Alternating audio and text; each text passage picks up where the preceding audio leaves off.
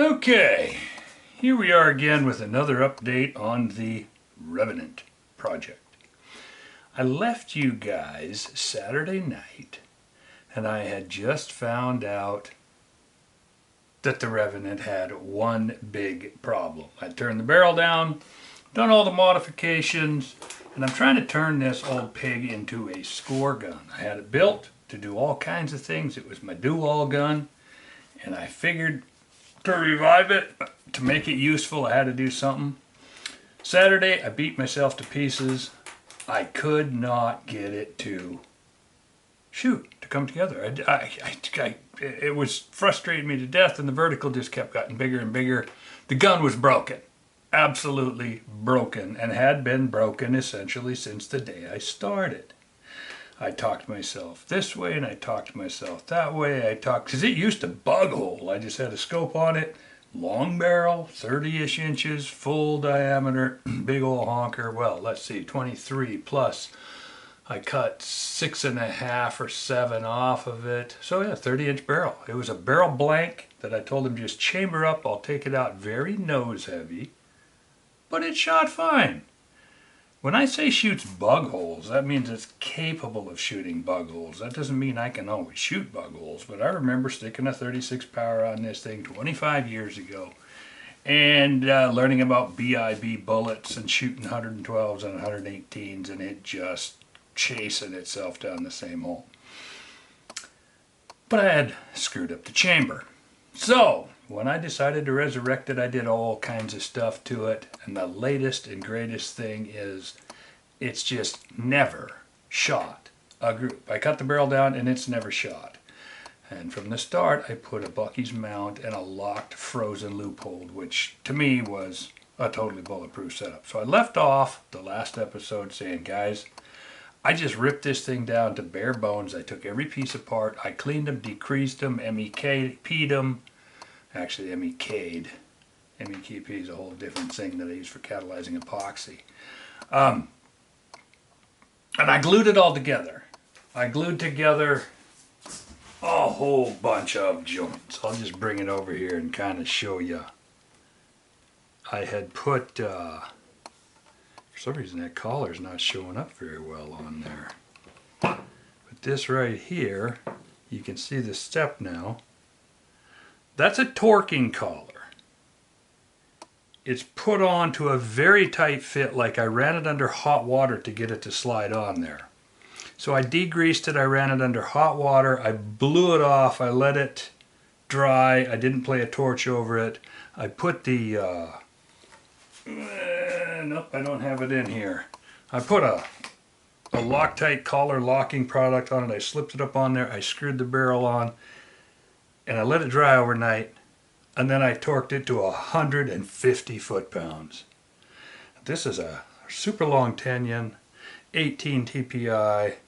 It advanced quite a ways. It advanced, I would say, basically, well, you can see where the lettering ended up. Well, forget the lettering. I rechambered it, I cut everything, I changed this whole thing. But still, wouldn't shoot. So, where I left off was, I had epoxied. You can see the epoxy in there. I think there's still epoxy oozing out here. This had been epoxy lined. I just dribbled epoxy in here and epoxied the scope front and rear, trying to fix the other guy's work. It had some voids in it. Make sure I got a good fit. I epoxied this joint, I epoxied this joint, I epoxied this joint, I epoxied this joint, I epoxied this joint. I put everything together and I tightened her down. I'm like, okay, locked scope, TSI base here. You can see the writing on there. Double checked back here, made sure this was all clean because there's some necessary play in here because this is the rear adjustment. And what I'm setting this up for is something called score. There's 2 brands of score, and you're allowed to go in the one brand that I'm partial to, or I was setting up for, what this gun was originally set up for. You can go all the way down to 45 grains of water, which is about, with the case cut down to about there, or the shoulder shoved back. another probably, oh, I dare say you could shove the shoulder back another 100 thou. So this could be shrunk to make it 45. Right now this is like 50 something grains. It's in one of the other episodes. 54, I don't know. But anyway, this is the case. That's the barrel. This is the case I've been trying to bring this thing back to life with. Then if it works, I can use it for HBR, which is Hunter Bench Rest, which is 10 pounds and a 6 power scope. Or I can use it for something called Varmint for Score, which is kind of a bastardization of the old thing. They allow you to use all different stuff and a 36 power scope and a 10.5 pound gun. And for that I have a plate for the front. I don't envision myself ever playing Varmint for Score, but hey, anything can happen. So point is, I set out to make this into something useful. Well, I've been shooting it. I've got a bunch of rounds through. This set of cases has a lot of firings on it now. This is the same set of cases I left you with. 3 of them are, these have now been fired. I did another 1, 2, 3, 4, 5, 6, 7, 8, 9 groups today. Nope, 8 groups today. No, I did 9 because I did another group early on for something else that I didn't document. Then I decided, okay, I'm going to go down. And these are the 2 that are blackened at the back. But I'm kind of dumb, and I'm kind of slow. And here's my issue. I've got this set of cases, which I think, again, I don't know anything about score shooting, but you shoot a card like this. This one here is your sighter, and then you shoot 1, 2, 3, 4, 5, or any, you can shoot them in any order that you want. But you shoot 5 single shots, and you try to hit the dot in the middle. So it's going to take 3 or 4 or 7 shots here in the sighter, and 5 for the record. So let's say it's going to be 10 or 12 shots per card. They normally, some guys call this a card from what I hear. So I made up 21 rounds that have never been fired. These need to be fire formed. Now here's where things get anal. This is my problem. I want to fire form all these cases with, I don't like to ever fire a set of match cases deviating more than a grain or so of powder. 100 feet per second. So I'm using these to find not only my fire forming load, but try to get into the range that I'm going to be shooting in. If I'm going to be shooting at 2950, like a normal 30 cal score gun, if I'm going to be shooting at 3000, 3050, 3200, 3300, this case will go all the way up to 3500. I am finding out that having never really fired a 10-pound score gun before, when I bought this thing it was heavier, had a long barrel. And I also have 2 other iterations, both in heavier stocks. One of them set up for a silhouette gun, and another one set up for, well, I bought a gun from Borden there. He had gone through a Remington 700 action. It was the action I was going to originally use for my score gun. He had spent a lot of money on a 700 action, and the guy that he sold it to passed or sold or whatever. He got it back, so I bought it from him to get this tightened up 700 and figured I'd use that for my score gun. Well, it came in an A5 stock or an A3 or something, and that again I had Jim make up a barrel for that one.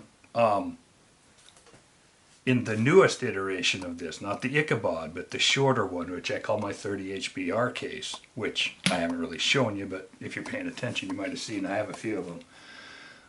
These are built, actually, since I'm here, this is called my 30 by 47 HBR. These are different. These are blown out. These are fired. These are ready to rock and roll.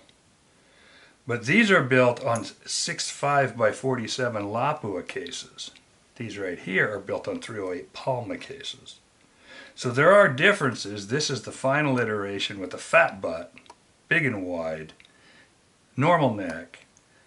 There are things about this that make it, in my opinion, more desirable. This is an old Ichabod case I keep in here with the long neck,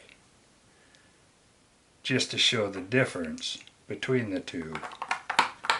So I have 4 of these barrels, and I've shot them in a couple of iterations, but I've never built a score gun.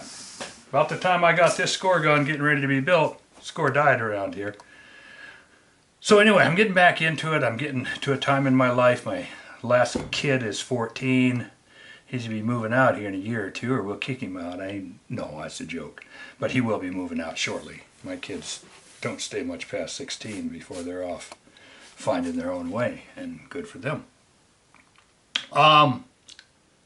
So I'm at the point where I've got a trailer and I'm set up and I'm ready to go start traveling and shooting these things. But the crux of this is, number one, I had to fix the Revenant or give it my best shot. Have to, working on it. Okay, that's what this episode is about.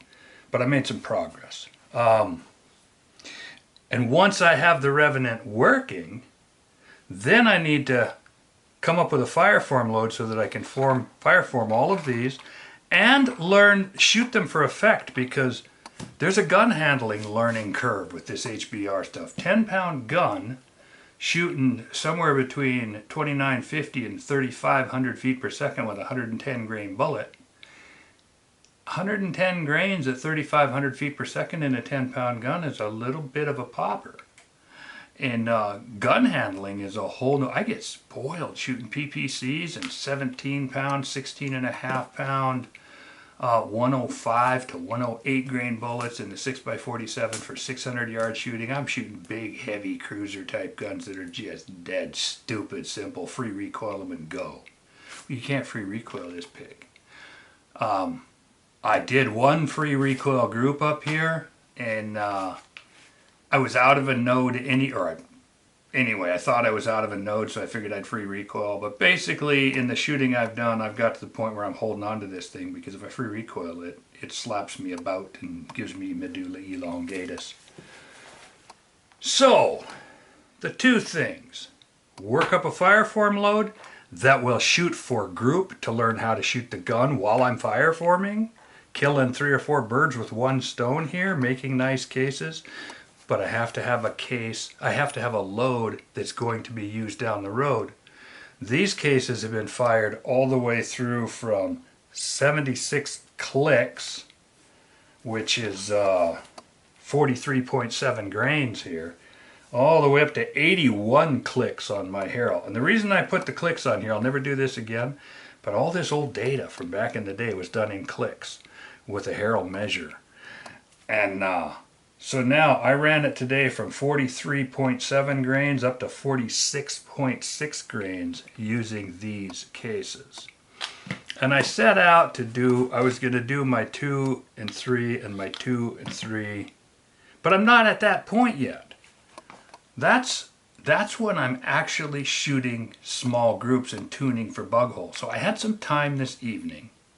And I decided, screw it, I'm going to go out and I'm going to slam this thing through 76, 77, 78, 79, 80, and 81 clicks, which is 43.7, skip, skip, skip, 45, skip, skip, skip, 46.25, skip, skip, skip, 46.66. I ran it from 43.5 grains to 46.5 grains in 1 grain jumps. And I just shot 5-shot groups. I need to get some brackets. So I started at 43.7 grains. And here is all the targets that this gun has ever fired in its latest iteration. Now, this stuff over here we've gone through. This is where I started, and unfortunately I bore-sighted right onto my aiming point and I blew holes in it. These are the first 3 groups that came out of the gun. And then I started 1, 2, 3, 4, blah, blah, blah, and I went through here and blah, blah, blah, and I did this and I did that, and I'm thinking and I'm thinking and I'm thinking, and I ended up down here and I came around. I moved these over. They were right here in the middle. These are the last 4 groups that the gun fired. There's 1, 2, 3, 4, 5, and there's 1, 2, 3, 4. That's a, I don't know what this is. There's 5. I was just panicking. I got 3 here. I probably did those 2 and 3, and I'm saying nothing was making any sense. So I went through and I tightened the whole thing up. And I started with 76 grains. Absolutely the first group. And I just figured I'd go bang, bang, bang, bang. Every one of these is different. Except that I went from 76 to... Now, let's start with something.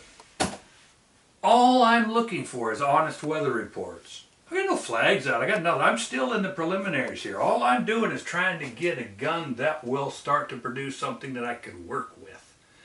That over there is all busted gun stuff. Completely. It's teasing me. There's a few times, but there were... Over here, I pulled off twice. Because the gun is starting to shoot, and I have a tendency with a gun that... First of all, I'm shooting fast. I heated this thing up to where I had to quit just before dark. I shot all these groups as fast as I could load them and shoot them. And it was clean when I got here, and I cleaned it after I was done, and that barrel was hot to the touch when I was done. I was coming in here, slamming them through, taking them out there, loading them and firing them. And I was basically just get on the target, shoot, get on the target, shoot. The wind was pop, pop, pop, pop, pop. My wind flag today was that I have a door to my right of where I shoot. I normally set the camera up when I'm pointing at myself shooting, and I sit right in front of a door, and I actually latch the door shut so nobody comes, opens it and smashes the camera. So my wind flag today was that door. I opened the door, so I've got a window and I've got a door to my right, and I would wait till the breeze was stable and I would shoot. As I said, I just wanted to find out if I can get some honest weather reports. And to be completely frank, I got what I needed. Now I'm ready to put out flags. Now I'm ready to learn how to shoot this thing. Now I'm ready to make bug holes. Oh, come on. Gonna have to wait. Because this is success. This is honest weather report. Grain, grain, grain, grain, grain. Understand. That's a mess. I put it up there just for reference. 76 is 3,175 feet per second. This is just where I started, and I decided to go this way and then drop down, and I ran out of light and I ran out of this. 76, I went, aha, that's a weather report. And I got my reading, 3,200, 3,175 on the average. That's a usable HBR load. I went up to 77 grains. I didn't even run the chronograph. I shot this group. I was holding on this one because I've learned to hold it. I held on this one and it threw vertical. And I went, oh crap. Maybe, I don't know. I did another 77 because I free recoiled this one. And just because.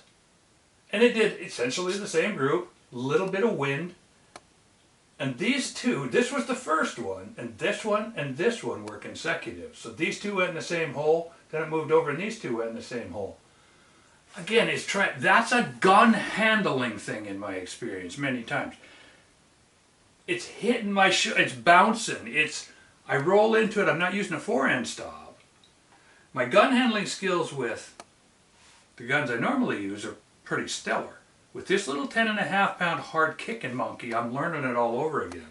So I'm having a tendency to just get into where I can feel it on my shoulder and I'm trying to free recoil, all of a sudden I bump and it slides, and this is all beautiful stuff. This is fun. This just makes me feel like a complete newbie trying to learn how to shoot. Don't have any problem with that. Actually, I don't have any problem with either of these two groups because the hold group and the free recoil group are similar. So I said, okay, I'm going to go up to 78, and understand, there's a little bluster out here. There's winds ranging from 0 to 8, 10 miles an hour. I went out and walked to the target twice, and as I'm walking, the wind is hitting me 3 times harder than I'm walking, and I'm bustling. I just know that there was at least 8 miles an hour to 0 wind out there this evening. That's essentially an honest weather report. This is essentially an honest weather report. These 4 were all shot consecutively. This one was a burp. I'm not calling it out as part of the group, but the point is, I'm going, okay, the gun's not busted. I'm not getting shots up here and down here. This is vertical, maybe because I popped up. So there's room to work down here at 74, 75, around this hole. I haven't ascertained anything. I'm just saying a shot. These started to blow, and as I went up, they tightened and tightened and they flattened and they flattened and they flattened. This is 4 flat, 1 high. This is 4 here, 1 out. This is 4, 5. This is 5. And this is both a little vert and a little wind, and this is 5. But Well, I'm not going to even talk about what this is: gun handling, this is wind, this is the fact that my range is through a trough in the trees and it's puffing up and down. I'm getting a blast of wind. Now up here at the end, you can't read it from there, but this says 3385. That's basically a 3,400 foot per second load right there. I've got plenty of room to work above. I've got room to work below. I'm going to stay away from this area for right now. I'll be in the 80, 81, and maybe even up to 83. And I'll be down here at 75, 76 because velocity means nothing when you're target shooting. It doesn't beat the wind. It doesn't. The difference between a 3250 load and a 3550 load is you shoot the one that shoots better. Neither one of them will give you an advantage in the wind. According to the math, the actual math, what you're worried about when you're shooting in the wind is missing either a full-on switch or missing a drop of more than 5 feet per second, or missing anything. But the bottom line is if you're shooting 3,250 feet per second and you miss a complete switch, it's going to walk your bullet over 5/8 of an inch. If you did the same thing with a 3,400 and 3,350 load or 3,400, 3,500 foot per second load, it might knock 1/10 of an inch off of that. But what we're talking about here is not the actual raw wind drift difference between 3,250, in this case 3,200, and 3,400. The total difference is 1/10 of an inch. Now that means that this will shoot a group and the group will be 1/10 of an inch closer to the wind than this will shoot a group. And trust me, 1/10 of an inch, once you come to grips with the fact that we're talking about the difference of 200 feet per second, nothing else. And once we understand that a 3,250 foot per second load is no better or worse in the wind than a 3,400 or 3,500 foot per second load, other than a difference of 1/10 of an inch between group centers. So understand, in shooting this group and in shooting this group, the group centers might be 1/10 of an inch off, but the differences within the group are so far down in the dirt they're lost in the noise. So essentially there is no difference on paper. There's no real difference between a 3,200 and a 3,400. But let's just say this: the Revenant is fixed. Thank you very much. Those aren't bug holes, but those are weather reports, and those are groups. We are in fine fettle. Now it's time to go learn how to shoot this monster.